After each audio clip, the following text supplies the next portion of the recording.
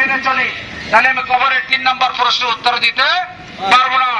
তাই বন্ধুগণ, এই 3টা কবরের প্রশ্ন হচ্ছে মানব জীবনের সাবজেক্ট। আমরা একটু লক্ষ্য করি, কবরে যখন প্রশ্ন করবে বলা হচ্ছে যে মানুষ তোমার রসকে, আসলে প্রশ্নটাই করেন না, প্রশ্ন সে অতীত জীবনে, দুনিয়ার জীবনে তুমি কাকে রব মেনে এসেছো, অর্থাৎ এই স্বাধীন জীবনে তুমি কাকে সকল ক্ষমতার মালিক, আইন বিধানদাতা, শাসনকর্তা মানছ।